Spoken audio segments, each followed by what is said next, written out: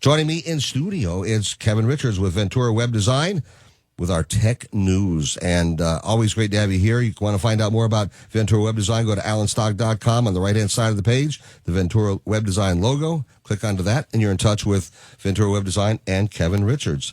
So I was talking about this morning, this privacy issue about big companies continuing to push toward automation and everything like that. And all of them trying to know more about our personal lives. People should be concerned about that. Absolutely. You've got all the big guys, Google, Amazon, Apple, Facebook. They all want to know all about your personal life. The big news I was hearing John Schaefer talk about earlier is the vote up in Carson City about Uber, bringing that to town. And one of the complaints about Uber is that they actually track you if you have their app installed. They track your movements even when you're not using Uber. At least that's the allegation that is out there. How do they do that? Well, on your Apple device and also on your Android devices, you give the ability to these apps to track you. And how do I do that? Well, when you install the app, they have their terms of service, of course, but then above and beyond the terms of service, there are specific settings. So on your iPhone, if you want to see what you're sharing, you go into your settings, then you look for the privacy tab, then you look for location services, and you find the app that you want to look into.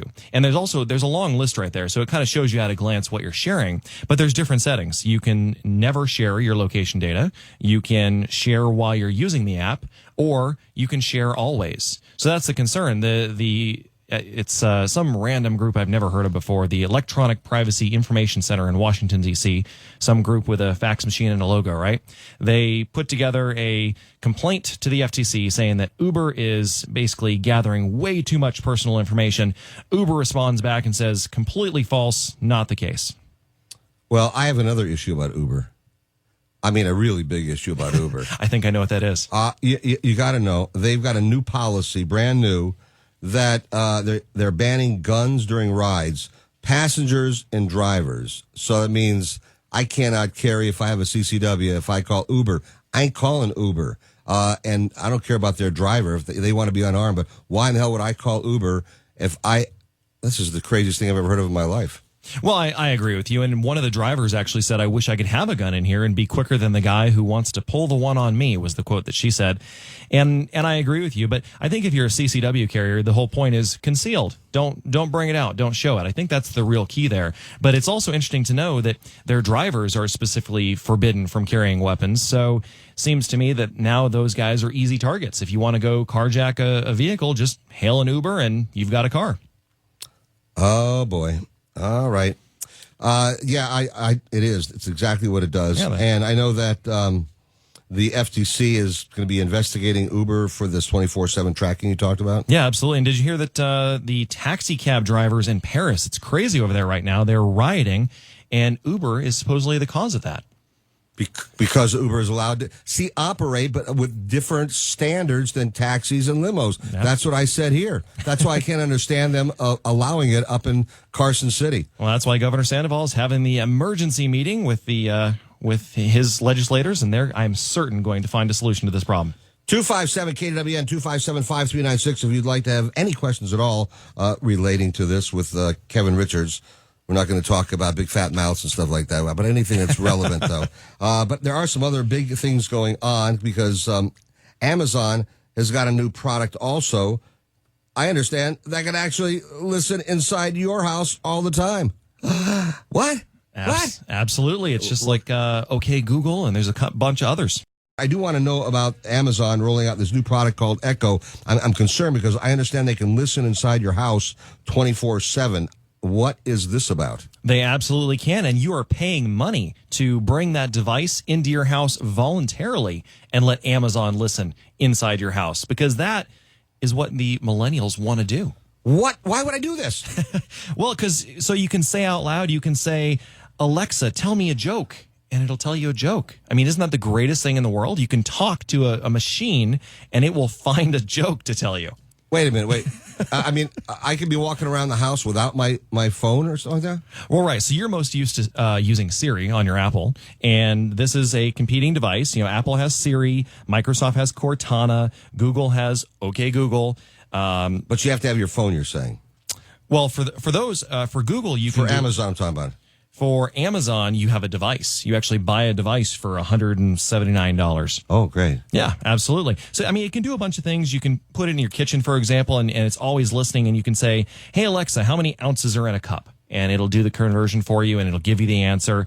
It's kind of cool. You can say to it, "Hey hey Alexa, reorder that product that I ordered last week." Tell it to order something. And if you tell it to order, say for example, something that it doesn't recognize, maybe a detergent or something, it'll say, I don't recognize what you're asking for, but here is our recommended detergent. What is the point, though, of having them listen inside your house 24/7? The point is so that you can speak to it like an automated assistant, like it's a person who's sitting there being your, 24-hour listening to you assistant. Oh my God. Now, this isn't too different. We talked about this a couple years ago. Remember the Microsoft Xbox 360 Kinect, where it's the same thing. It actually, the way you interact with the video games is you're actually moving. You're not using a controller. And so the Kinect also listens. So we're bringing all these different ways for the big companies to be listening inside of our house. And the question is, what happens when a hacker gets access to that data? What's wrong with that? With that? I mean, is it a problem that they're going to be able to listen 24/7? I know that, people are constantly using technology to monitor almost everything we have. I mean, we and I have talked about down to our sex lives, sleeping habits, and all that kind of stuff. I mean, what's the danger of somebody hacking in to find all this stuff out? Well, if you're constantly monitoring yourself and you're, paying attention to your sleeping habits, for example, maybe that can come back to bite you. Well, I know that's a woman down in Florida, something that happened like that recently, and I'm not too clear on that. What was that about? That's exactly right. She had a Fitbit on, it's a watch, basically. It's like the Apple Watch, and it monitors your sleeping. It monitors other vital signs. All right. And she claimed that she was sleeping at a particular time in the evening and that someone broke into her home and raped her at knife point. Unfortunately, the Fitbit showed that she was awake and walking around at the time that she claimed that she was sleeping. So those claims were proved to be not absolutely true. Why did she say that? What was the... The story on this one is that she was sleeping in her boss's home. Oh, got it. And maybe his wife was out of town or her husband was. I don't know all the details. I I pay attention just to the technology side, Alan. Wow. Okay. Tell me about Apple's push with the HomeKit. What's this all about? HomeKit, that is another way for the big guys to get into your home. And of course, they say it's awesome because you can control the lights in your home. You can tell Siri to turn the lights down to 50% or turn the lights on, turn the lights off. The whole idea here is that Apple wants to make your life easier, of course, and it's going to be able to recognize when you walk into a room. You can say, "Hey Siri, turn on the TV." So HomeKit is their way of doing it. Google bought a company a couple years ago called Nest, and Nest is doing similar things. They have a smart thermostat, and they also have a smoke alarm.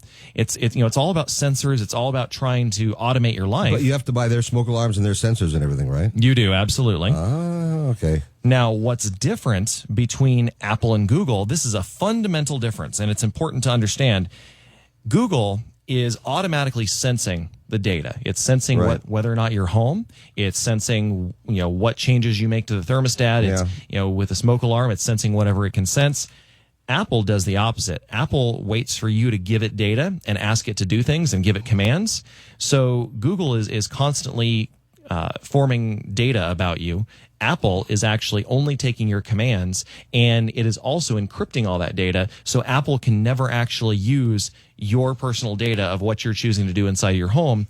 Google is the exact opposite. They're totally happy to know what's going on inside your room. All right, some of these apps, I'm not so sure. If they come out with an app that would replace the toilet paper roll when it's used up, I'll download that. I like that idea. Amazon's trying to do that, right? All you have to do is put I forget what they called it, but it's like a little fob.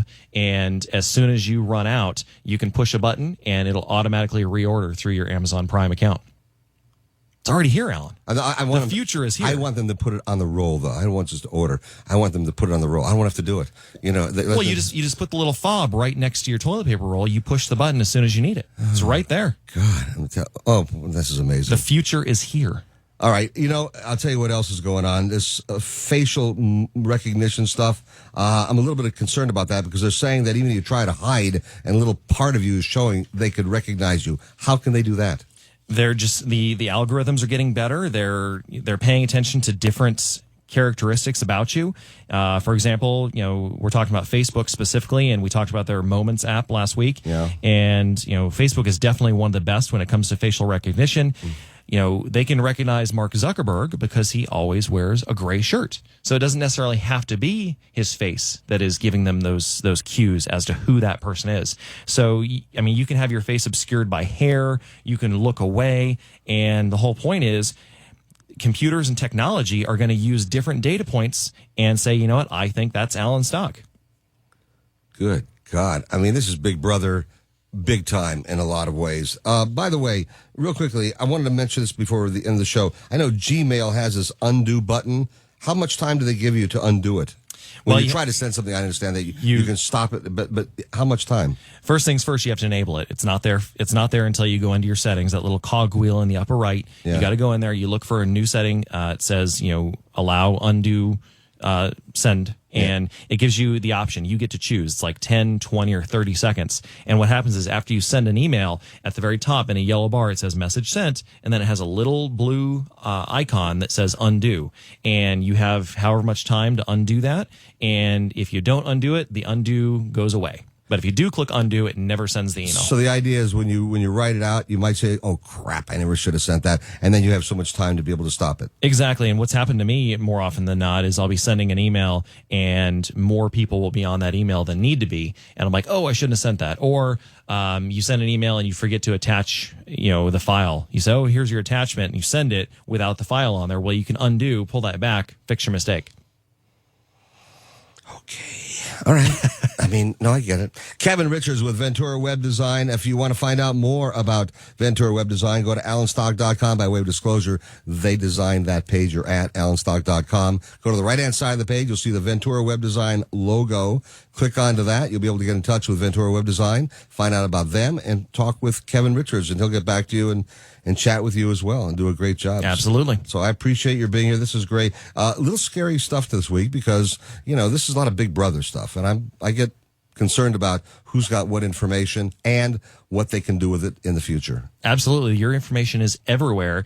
It is incredibly hard to hide your information from hackers, and you've got to decide, are you going to be part of technology or are you going to not? Oh, boy. All right, Kevin Richards, I want to thank you for coming in. We'll do it again next Thursday. Because Friday is the 3rd of July, and that's the big weekend. That'd be great. I'll have a lot of stuff to talk about.